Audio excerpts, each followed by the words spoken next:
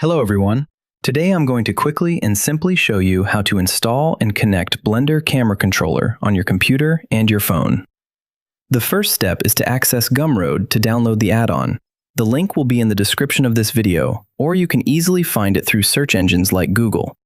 When you scroll down the page, you'll see an option called Blender Add-on Play Store. With this option, you can download the add-on for free and test the demo version before purchasing. I highly recommend starting with this option since it's free and allows you to see how your computer performs with the add-on, test your network connection, and check whether your phone supports all the features. Below that, we have the Plus option. If you feel that it can improve your workflow and add value to your work as an artist, you may consider purchasing the Plus version. However, in this tutorial, we'll start with the demo version. Also, keep in mind that the add-on itself is the same for both versions. The only difference is the licensing system used in the app, whether it's through the Play Store using a prepaid plan or through Gumroad. With that in mind, click on the first Gumroad option and then click the I want this button. After clicking it, you'll be redirected to the checkout window. Since this is a free version, you don't need to enter a credit card. Just provide your email to download it, and then click the Get button. You'll then be redirected to the download page, where you'll find a button that takes you to the Play Store. From there, you can also install the application if you're logged into the same account by clicking the Install button. However, in this example, we'll continue with the installation directly through the app. Going back to the Gumroad website, here we have the Camera Controller add-on available for download. As you can see, during this recording, we are using version 1.4, but you should always install the latest version since that's the version available on the Play Store. So let's click Download to get it. You'll also notice another add-on below called Object Controller. It's designed to control objects instead of the camera, but we'll talk about it in another video, but the process is the same. Now inside Blender, installing add-ons is very simple. Just drag the downloaded zip file into the interface and confirm that you want to install it. After that, open the sidebar on the right side of the 3D view to see the dependency installation process, which will be used for video streaming with the application.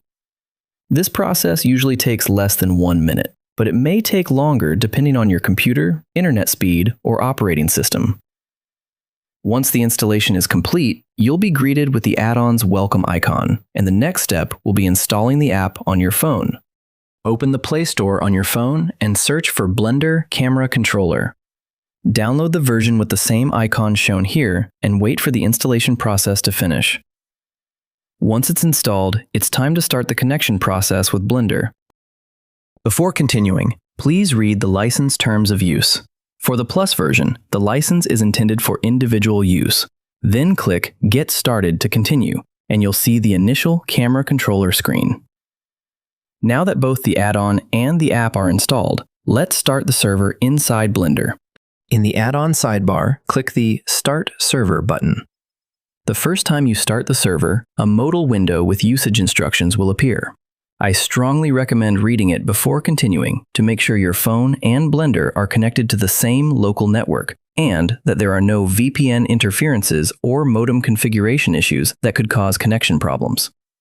Once the server is running, you'll see a QR code that can be scanned by the application, as well as your machine's IP address and the port currently being used. So, in the app, you can manually set the IP address and port, but the easiest way is to click the QR code scan button. The first time you use the application, it will ask for camera permission in order to scan the QR code.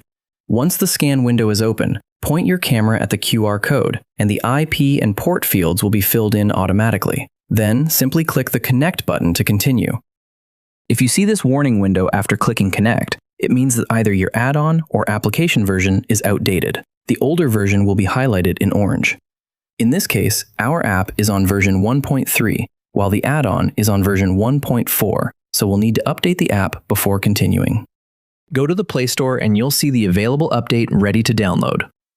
To make sure you're downloading the correct version, click on About this app, where you'll find all the details. Scroll down to the bottom and you'll see the application version. In this case, it's exactly the one we need, version 1.4. It's possible that both the app and the add-on are outdated. If that happens, go to your Gumroad library or the add-on download page and download the latest version. Then return to the previous page and update your application. If you encounter any issues, uninstall and reinstall the app, as that will most likely solve the problem. Now that the app has been updated, we can open the QR code scanner again to make sure we're using the correct IP address and port.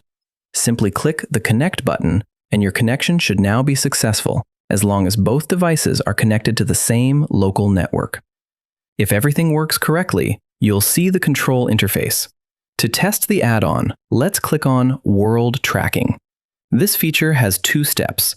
The first is defining an ARCore tracking point, so make sure your camera is not covered and that your environment has good lighting. The second step is optional, but very important. In this step, you should match the phone's pitch and roll rotation with the camera orientation in the real world and the 3D scene in Blender. This helps prevent unwanted axis drifting when looking around, for example, ensuring that the camera rotates correctly without any axis interference. At first, this process may feel a bit unusual, but after using it a few times, you'll get used to it. It's especially important if you want to record scenes professionally and with accurate tracking. My recommendation is to align one axis at a time.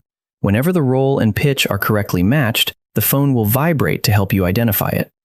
The better the alignment, the better the tracking quality will be. After setting the correct position, keep the phone steady and click Start World Tracking.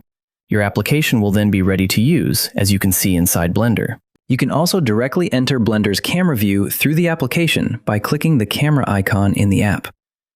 In the settings, you can adjust the movement scale, which controls how much the camera in Blender moves when you move your phone, along with many other settings that you can explore. And finally, one of the coolest features of Camera Controller, the ability to stream your camera view in real time directly to the app with a low latency system. Activating it is very simple. Since version 1.3 of Camera Controller, all you need to do is click the streaming icon at the bottom of the app. The streaming system will automatically detect the camera area on the monitor where Blender is active. This system captures only that portion of the screen, and on less powerful computers, reducing the size of the camera viewport can improve the streaming experience, or live view, whichever you prefer to call this feature. And that's it, everyone. We've reached the end of this camera controller connection tutorial. Soon I'll be bringing more content and tips about this incredible add-on, made by artists for artists. So, I'll see you in the next video.